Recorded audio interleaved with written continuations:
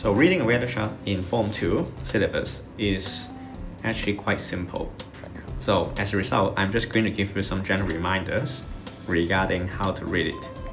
So in your textbook page 9, we have a set of keys, and then we have some examples as well. So let's have a look together. So first of all, which is perhaps the most easily confused one, is about wind direction. So have a look over here. For example, if you want to look into the wind direction of Guiyuan, so we are going to look into these black arrows over here.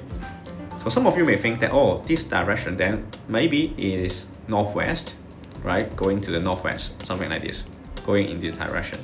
But when we describe wind direction, we always refers to as a receiving, okay, side. So what does that mean? Meaning that wind direction refers to where is the origin of the wind. So where does the wind come from? So as a result, we simply have to draw a cross on the city that we want to find the wind direction, and then we draw a simple compass: north, east, south, and west.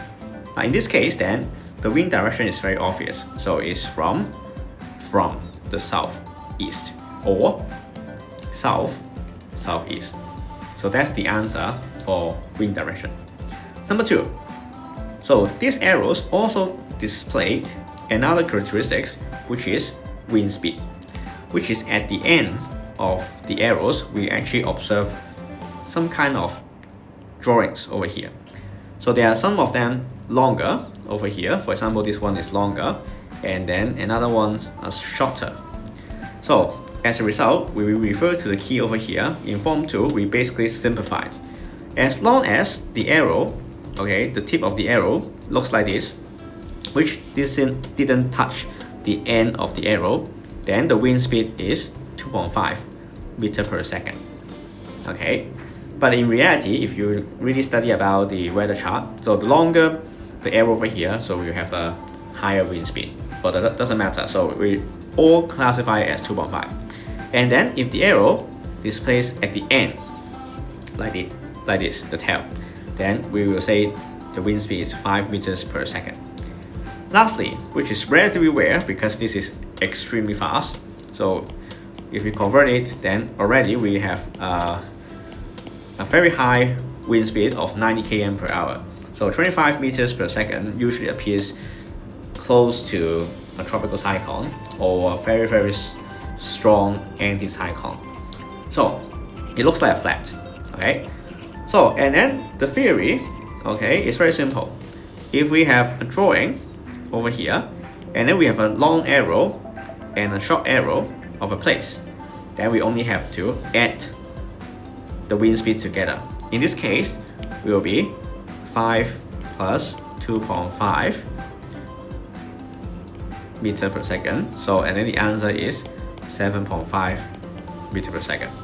Now, and then you have to be more careful. Sometimes, if the arrows is equal in length, for example, we have one over here, a place, for example, Hong Kong, and then we have one long arrow, another arrow is also long, of equal length, then this time, be very careful. It will be 5 plus 5 meter per second. So, and then the wind speed of Hong Kong on that day displaying on the weather chart will be 10 meter per second, so on and so forth. So if we have 2 long arrows and 1 short arrow, then we continue to add it together. So it will be like 12 meter per second, 12.5 meter per second, so on and so forth. So it shouldn't be too difficult for us to understand this concept. Lastly, is regarding the air pressure. So air pressure, even though we can't feel it at all, so it's an important indicator to demonstrate the wind speed. So from the previous video regarding monsoon system, then you know that wind actually goes from the higher pressure area to the lower pressure area. So, and then if you see over here, in this weather chart, the low air pressure area is labeled over here, right? So then, if you observe most of the wind, okay, most of the wind, if you observe closely, so the wind direction is actually something like this. Can you see? So the wind are actually kind of moving, okay, into the low pressure area from the surrounding high pressure area. Okay, so this is actually quite interesting and quite important for us to guess, okay, what the wind direction will be. So they are all moving from the high air pressure area towards the low pressure area. So lastly, in order to read the air pressure of a place, then let's go back to the case of Hong Kong. So the unit of air pressure is called hectopascal, or simply say HPA. Okay, the unit, okay, for air pressure. So and then in Hong Kong, if we look at the place of Hong Kong on that day, so the air pressure falls between, okay, 1002 and 1004, okay, hectopascal.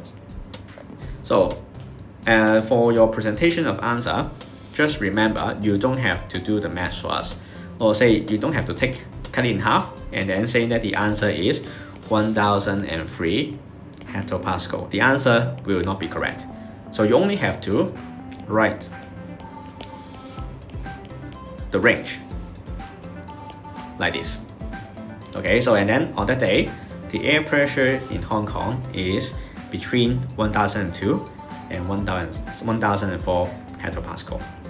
Okay, so lastly, if there's any rainfall or any form of precipitation, so you only have to look into those keys on your textbook and then see if you can find it underneath the city.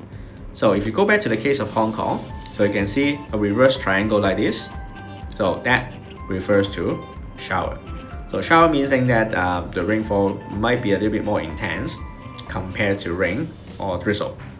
So and the thunderstorm is even stronger. So drizzle is the lightest form of rainfall. And in Hong Kong, we rarely have snow, or basically we don't see it quite often, or except basically rare. So then be very careful about it. So you may have to spend some time to remember those symbols so that you can describe it in your upcoming exam.